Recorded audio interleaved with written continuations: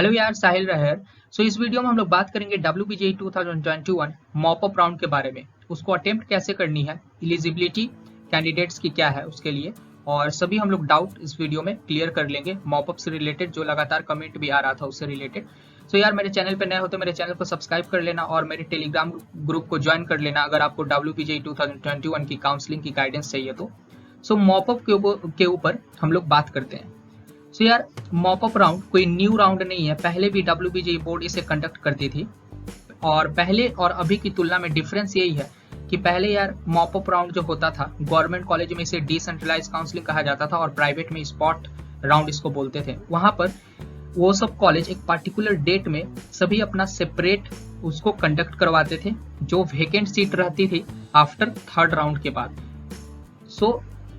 इस बार क्या हो रहा है कि पूरा कंट्रोल जो मॉप अप राउंड का है वो WBJE बोर्ड ने अपने पास रखा है। यार, सेकेंड राउंड तक अगर जो सीट वेकेंट रहती है कॉलेज की, उसके लिए मॉप अप राउंड कराए जाते हैं। उस सीट को फिलअप करने के लिए मॉप अप राउंड आपका होता है। इसमें हम लोग कंप्लीट डिटेल देखेंगे कि क्या क्या प्रोसेस आपको फॉलो करने हैं, और इंस्ट्रक्शंस भी मैं आपको बताऊंगा कि क्या सभी को अप्लाई करना जरूरी है और किन लोगों को अप्लाई करना चाहिए। वीडियो को पूरा देखना यार, स्किप मत करना।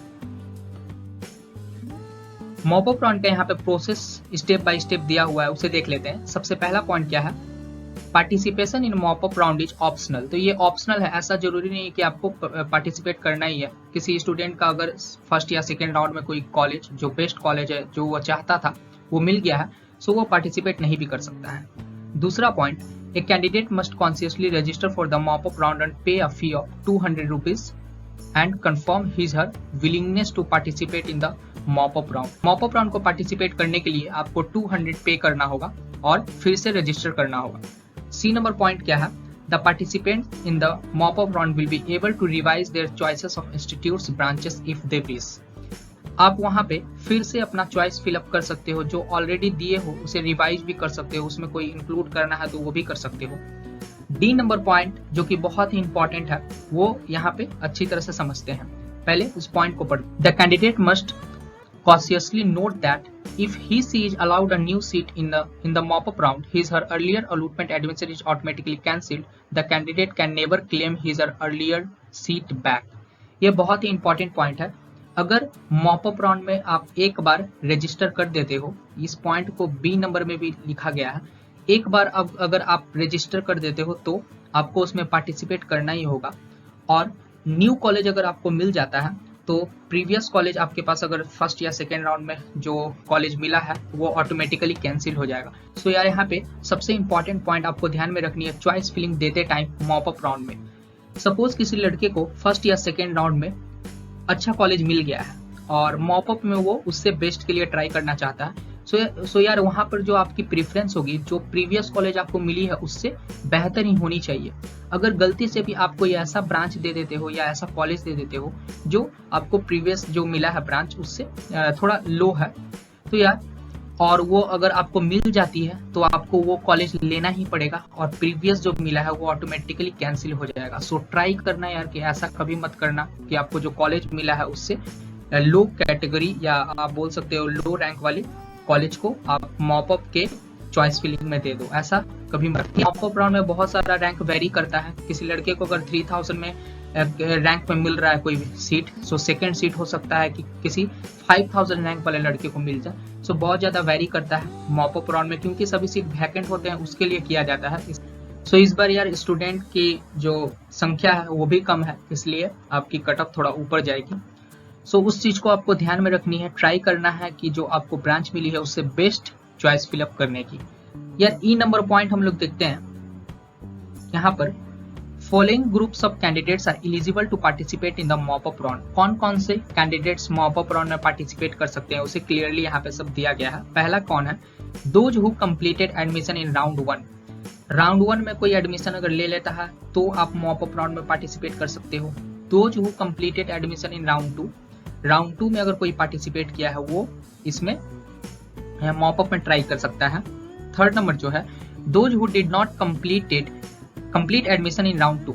अगर कोई राउंड 2 में किसी को सीट मिला है और आप उसमें एडमिशन नहीं करवाया हो तो आप मॉप अप में ट्राई कर सकते हो। यहाँ पर मैं आपको एक सजेशन देना चाहता हूँ सपोज किसी स्टूडेंट को राउंड 2 में कोई कॉलेज मिला और वो सोचा कि मैं एडमिशन इसमें नहीं लूंगा, मैं डायरेक्ट मॉपअप में ट्राई करूंगा। ऐसा कभी मत करना, क्योंकि यार मॉपअप में मिलेगा, सीट नहीं भी मिल सकता है, कोई गारंटी नहीं है इसकी।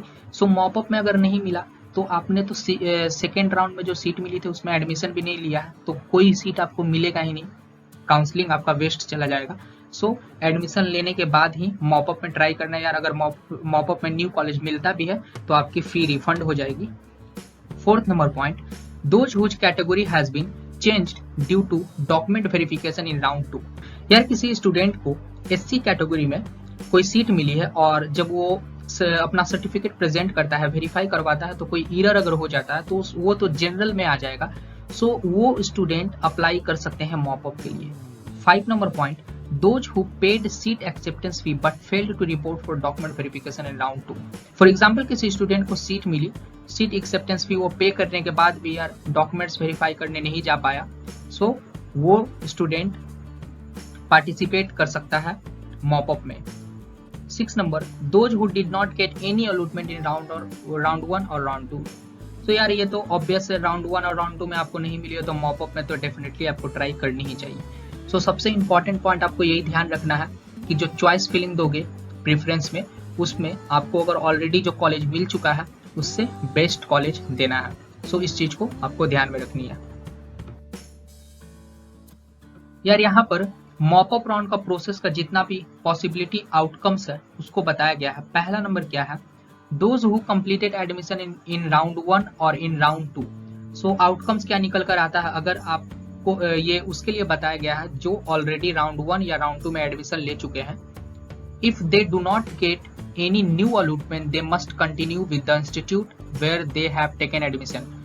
फॉर एग्जाम्पल किसी स्टूडेंट को अगर राउंड 1 और राउंड 2 में कोई कॉलेज मिल गई है और वह मॉपअप में ट्राई करता है, मॉपअप में कोई कॉलेज नहीं मिलती है, तो आपकी पहली वाली जो कॉलेज में ऑलरेडी आप एडमिशन ले चुके हो वो वहां पर आपके पास ही रहेगी। सेकेंड जो है, if they get a new allotment they must complete admission procedure of the new institute and collect physical reporting receipt. यार 2 नंबर पॉइंट भी बहुत इंपॉर्टेंट, अगर आपको कोई न्यू कॉलेज मॉपअप में मिलता है तो ऑटोमेटिकली पहले वाला कॉलेज आपका कैंसिल हो जाएगा, तो आपको न्यू कॉलेज में एडमिशन लेना ही पड़ेगा। बी नंबर पॉइंट है, those who did not complete admission in round 2 and those whose category has been changed due to document verification in round 2। कुछ ऐसे स्टूडेंट होंगे जिसको राउंड 2 में कोई एडमिशन नहीं लिए हों, या ऐसे भी हो सकते हैं जिनका कैटेगरी में कोई एरर आया हो कैटेगरी सर्टिफिकेट में और वो जनरल में आ गए हों। सो उनके लिए क्या है, if they get an allotment in the mop up round they must complete admission procedure of the allotted institute and collect physical reporting receipt। so वो मॉपअप राउंड के बाद में जो न्यू कॉलेज अगर उनको मिलेगा तो उसमें जाके फिजिकल वेरिफिकेशन करवाने होंगे। C number point, those who paid seat acceptance fee but failed to report for document verification in round 2। कुछ ऐसे स्टूडेंट होंगे जो एक्सेप्टेंस फी पेड कर दिए हैं लेकिन डॉक्यूमेंट्स वेरिफिकेशन नहीं करवा पाए हैं। सो वो अगर मॉपअप में अप्लाई करते हैं तो क्या होगा, वहां पर बताया गया है, if they get an allotment in mop-up round they must report to the institute for document verification and if documents are accepted complete the admission process and collect physical reporting। so वो simply जाकर new college जो मिला है वहां पर physical verification भी, documents verification आपको करवाने होंगे फिजिकली और वहां पे एडमिशन लेना होगा। डी नंबर पॉइंट है, those who did not get any allotment in round 1 or 2 but got an allotment in mop-up round। ऐसे भी हैं जो राउंड 1 और राउंड 2 में नहीं मिला है कोई सीट और वो मॉपअप राउंड में कोई न्यू सीट मिला है, तो उनके लिए भी यहाँ पे इंपॉर्टेंट बात है, the candidate must pay seat acceptance fee and download the allotment letter therefore the candidate will report to the institute for physical verification. So यहाँ पर तो आपको राउंड 1 और राउंड 2 में कोई सीट नहीं मिला है तो डॉक्यूमेंट्स वेरीफाई आपका नहीं हुआ है, इसीलिए वेरीफाई करने के लिए आपको मॉपअप राउंड में जो कॉलेज मिला है उसमें जाना होगा। ई नंबर पॉइंट है, if a candidate wishes he she can withdraw from the e-counseling procedure he she has not completed PI reporting। अगर फिजिकल रिपोर्टिंग नहीं करते हो तो ऑटोमेटिकली e-counseling से आप विड्रॉ हो जाओगे। सो यार यहाँ पर जो इंपॉर्टेंट पॉइंट बताए हैं मॉपअप राउंड के बारे में उसे ध्यान में रखकर उसको अप्लाई करना है। यार इस बार का जो न्यू प्रोसेस है उसमें बहुत सारा प्रॉब्लम है, कम एटलीस्ट आपको 2 से 3 बार भी किसी सिचुएशन में ऐसा भी आएगा कि 3 बार भी कॉलेज विजिट करना पड़ सकता है। फॉर एग्जांपल अगर किसी कैंडिडेट्स को राउंड 1 में कोई सीट अलूट हुई तो पहले तो उसे डॉक्यूमेंट्स वेरीफाई करवाना जाना पड़ेगा। राउंड 2 में अगर सीट अलूट उसे न्यू सीट अलॉट हुई तो सेकेंड कॉलेज में जाकर एडमिशन लेना होगा। और अगर उसे मॉपअप में ट्राई किया, मॉपअप में न्यू कॉलेज मिल गई, तो मॉपअप में जो कॉलेज मिली है उस कॉलेज में भी जाके आपको एडमिशन लेना होगा। सो ऐसा भी सिचुएशन आ सकता है कि 3 बार भी आपको अलग अलग कॉलेज में विजिट करना पड़ सके। सो इस बार का जो प्रोसेस है थोड़ा सा प्रॉब्लम होगा, खासकर अदर स्टेट वालों को। सो यार इससे रिलेटेड कोई कमेंट अगर हो तो, इससे रिलेटेड कोई डाउट हो तो जरूर कमेंट करना, मैं आपको डेफिनेटली रिप्लाई करूंगा। So thank you for watching my video.